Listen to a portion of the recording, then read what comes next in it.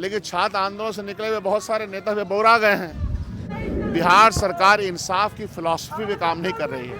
BPSC अभ्यर्थियों के मुद्दे पर चाहे राजभवन जाने की कोशिशें हों लेफ्ट के या कांग्रेस के विधायकों की ओर से या फिर मुख्यमंत्री आवास, जहां कहीं भी जा रहे हैं वो मार्च आगे जाने नहीं दिया जा रहा है। अभी हमारे साथ शकील अहमद खान है, कांग्रेस विधायक दल के नेता। सर, छात्र आंदोलन से ही निकले हुए लोग हैं, ऐसा ही कहा जाता है।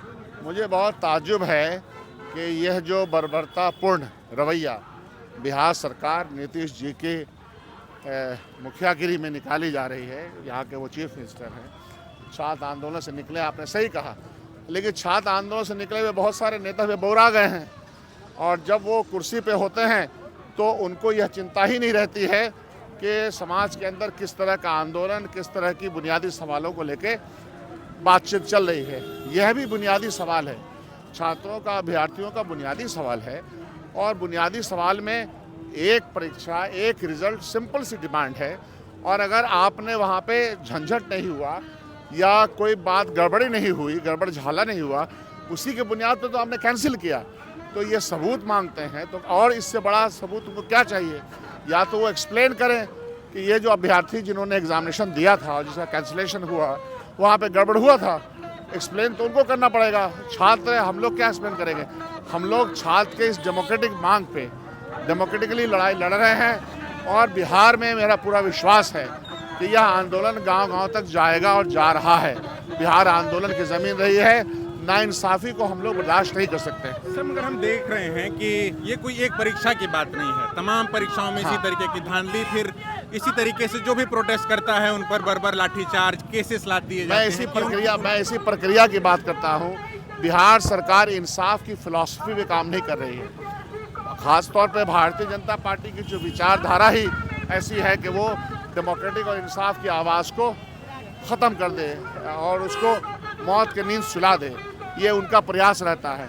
हम लोग की उम्मीद थी कि जनता दल यू और हम पार्टी, ये सब लोग जो हैं वो डेमोक्रेटिक प्रोसेस से निकले हुए लोग हैं, लेकिन इनको भी समझ में नहीं आता है कि कहाँ और क्यों बोरा गए हैं। इनको समझ में नहीं आता है कि बिहार वो जगह है जहाँ आंदोलन हुआ है और बुनियादी सवालों पे लोगों ने आखिरी दम तक लड़ाई लड़ी है, तो इनको महंगा पड़ेगा ये। सर, लेकिन एक बात कही जाती है नीतीश जी की, लेकिन नीतीश जी सबके हैं मगर सबको लाठी से भी पिटवाते हैं और सारे दल उनको अपने साथ लेने के लिए लालायित भी हैं। लालू जी ने उनके लिए दरवाजा खोल दिया है अपना।